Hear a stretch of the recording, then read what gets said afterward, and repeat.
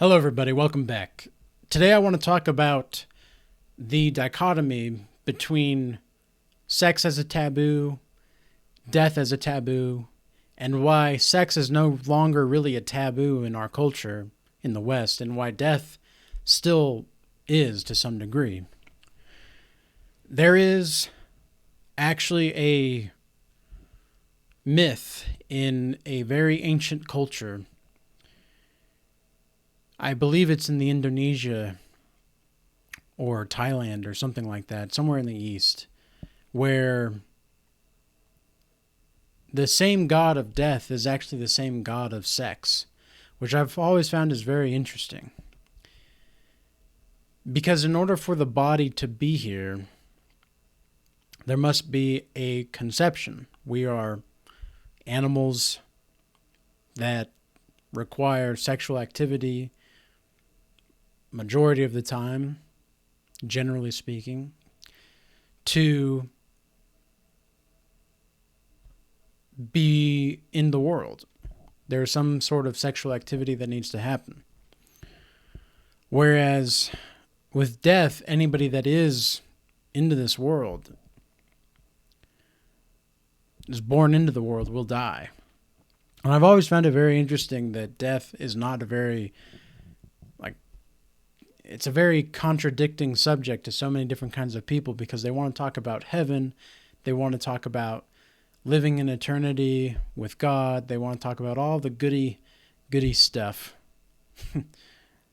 And yet when it comes to the reality check of like, no, you're actually going to die, the person that you think that you exist as will no longer be one day. They don't want to talk about that. These same people that want to believe in the eternity with God and heaven don't want to talk about that. It's like, well,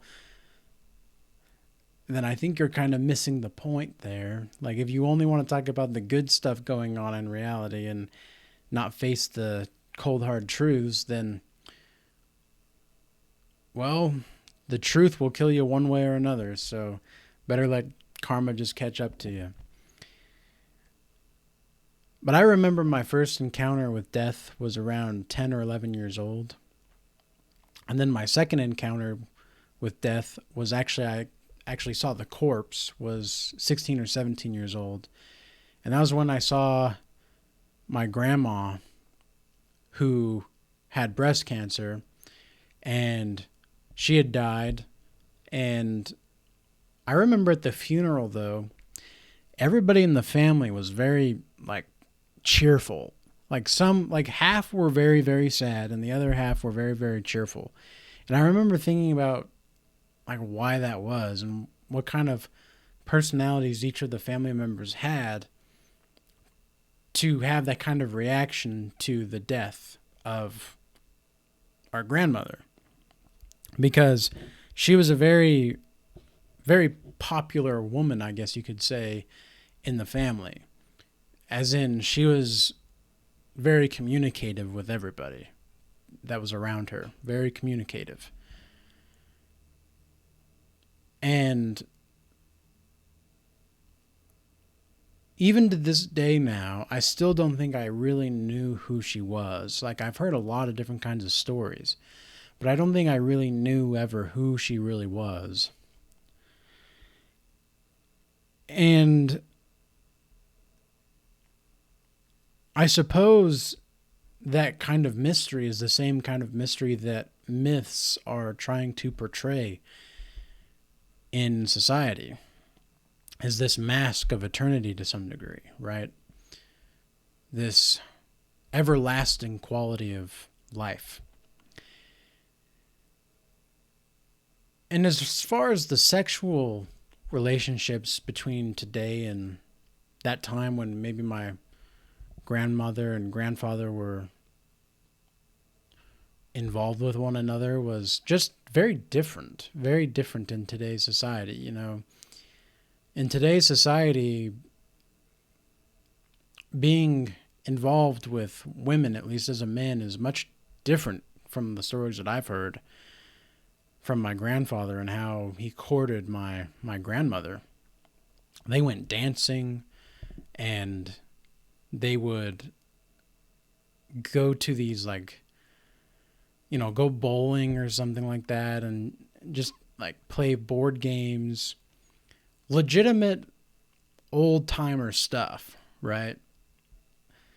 Something that I think you could do today if you found or created the right kind of relationship to propagate such a thing. But for the majority of the time, you don't hear about those kinds of things anymore.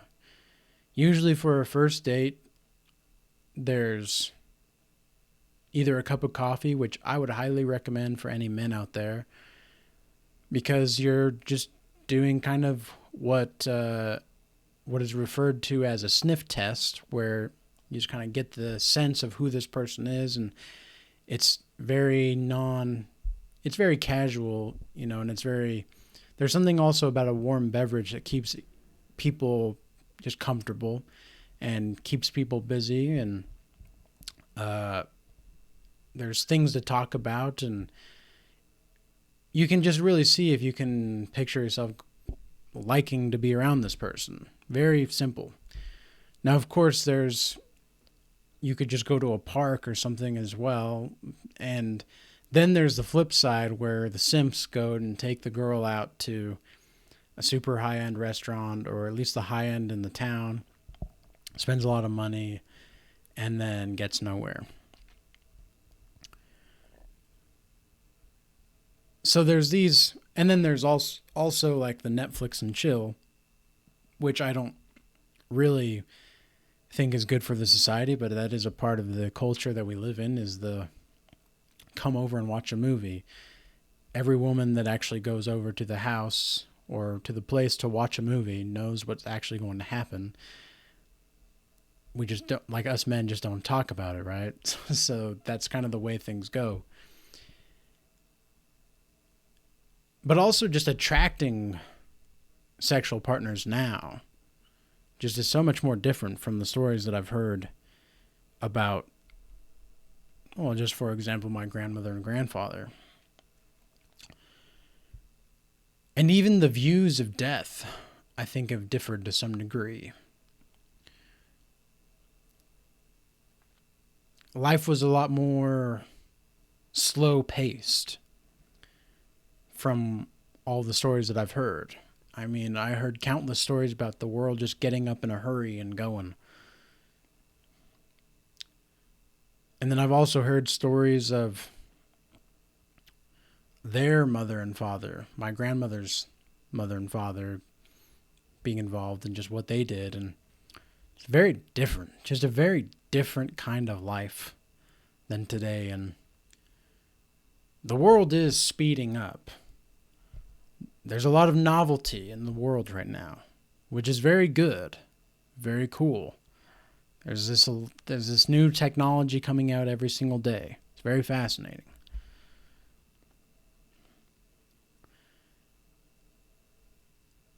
But I do wonder how these kinds of distractions are impacting the views of eternity or mortality in the minds of people. I don't know how often most people think about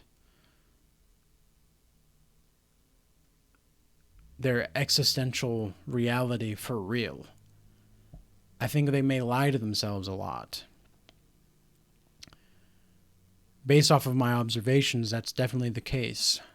For example, I know narcissists absolutely do not like to think about their existential crisis, because usually it means they're getting older, which means they're losing their attractiveness, which means they are approaching one step closer to what they view as their hell, which is no narcissistic supply. Nobody to get stuff from, because they're gone. But then you have the people that contemplate existence itself and the qualities of existence and life that propagate and create a new version of who they are with the Spirit. There's a story, very famous story in the New Testament. It talks about when Jesus and Nicodemus was talking to each other, and Jesus tells Nicodemus that God is like spirit and truth, right? It's like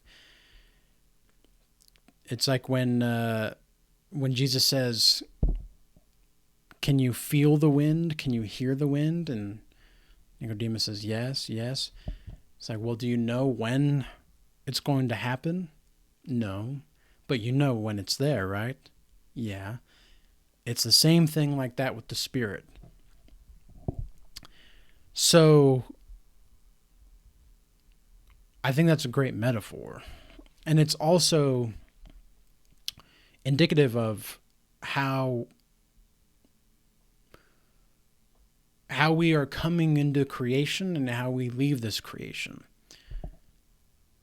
Obviously, there needs to be some kind of birthing, and that requires a sexual activity in our species in order to do that, generally speaking.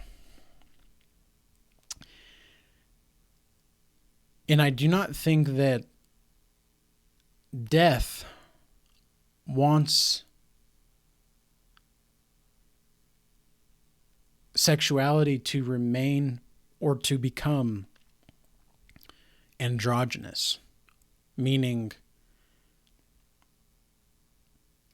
the masculine and the feminine polarities of life are what bring about the greatness of complementary opposites. The Kybalion talks about this as well. This is a esoteric text that gives seven key principles to the universe. Talks about everything having a vibration. Talks about everything being of polar opposites. Everything has a negative impact or a positive impact, but there's always going to be a consequence of some kind. Talks about masculine and feminine principles. Perhaps I will even just do a video on the Kybalion, because I do believe it's that important, and it was that life-changing for me at the time I read it a few years ago. It was a kind of book that you don't expect to stumble upon, but when you do, it makes so much mythical sense that the myth itself becomes and is transcendent in its own right.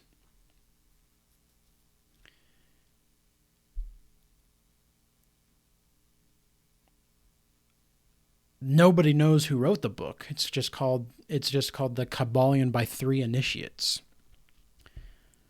Who are the 3 initiates? Who knows? My current theory is that it's a riddle, which is a lot of what these esoteric texts are like. You know, they're like parables. Some understand it and some don't.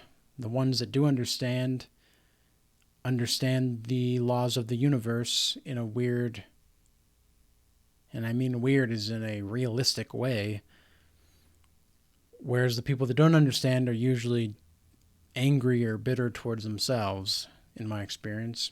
And they don't like thinking about this kind of thing, usually because they have narcissistic traits. So the taboo of death and sex has come about and left within the last 50 or 60 years. Now, a lot of that could be due to culture changes in the very roots of the culture, where sex has become more prevalent in culture, which also means, on the flip side of that death will also become more prevalent in the near future as well. And I think the last 3 years are a primary example of that. We experience the shadows and the after effects and the possibility of gloom and doom and these after days, right? And I do think that it's very fascinating how so many people in the culture in the West are now being so sexually liberated, so to speak. I don't think that we ever really could be sexually liberated. And what I mean by that is that every action has an opposite reaction. And I think the more that we glorify ourselves and group ourselves based on sexual groups and identities, the more spiritually dead we will become.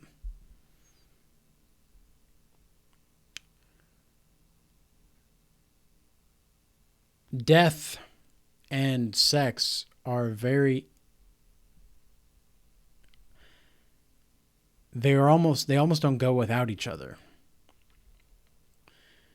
And so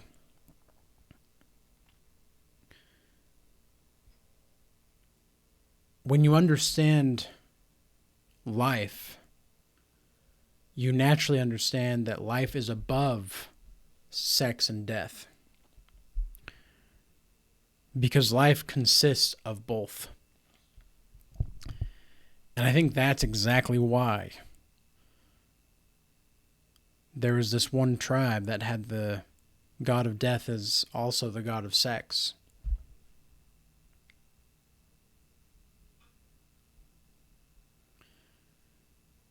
It's an ingenious idea, really. But what do you guys think? I'm curious on how you perceive the relationship between sex and death, and if there is one at all. I hope this message was informative in some way and gives you a unique perspective of life in a different way as well. With that being said, peace be with you till next time.